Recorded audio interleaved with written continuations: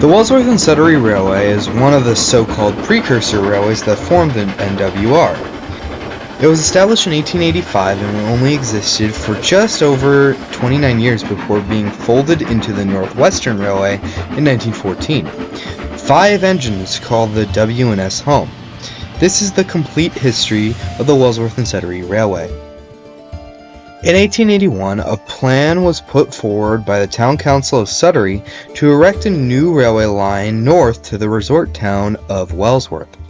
At this time, the plan was shot down because it was seen as pointless. There wasn't that much in Wellsworth to really draw the importance of a railway. However, by 1885, that had all changed as the Sodor Grain Collection Company headquartered itself in Wellsworth. Work started in late 1884, and by March 1885 the line was complete. Trains of grain would be loaded at Wellsworth and make their way south to the wharf at Suddery. A passenger service was also penciled into the schedule. To service the line, 2 radial tanks were purchased and arrived in May, just 2 months after the line opened. They were named Adam and Randall. The line followed the flatlands along the coast rather than blasting through the dewy hills of the interior of the Brendan Peninsula. As such, when a storm swept through the area in 1887, the line was thrashed. The tracks near what is now Trevor's Orchard was completely destroyed, so a small embankment was built to push possible flooding southward towards some marshlands.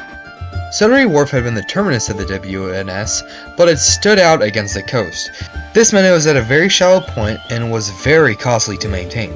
As such, it was abandoned by rail in 1889, and by 1907 it was completely closed in favor of a new wharf inside Suddery Bay.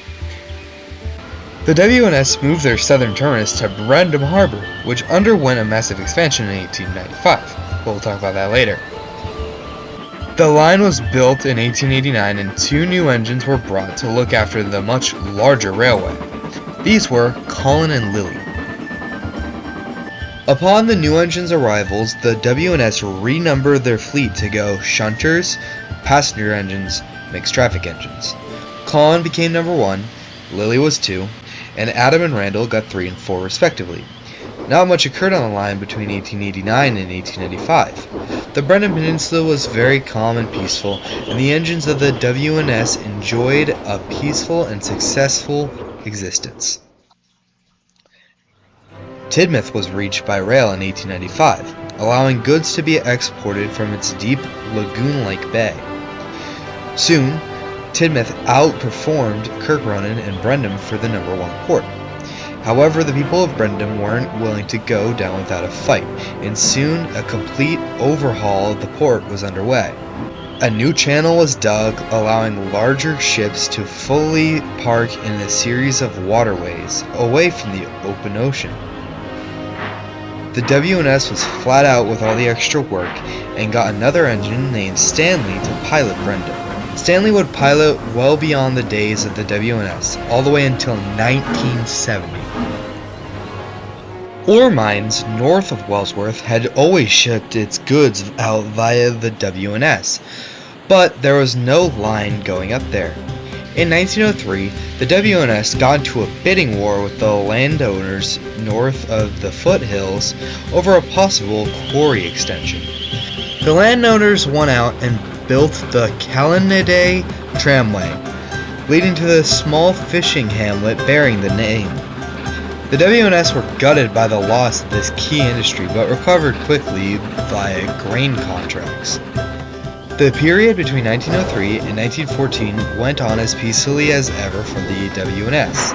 They had the luxury of operating trains in and out of the capital of Suddery, and this gave them much negotiating power when it came to a merger. As World War I roared into life, the Sodor Council forced the standard gauge railways of the island to unify. There was strong talk of a main line from Vickerstown to Suddery, but the emergence of Tidmouth as an important destination of activity quickly snuffed this idea.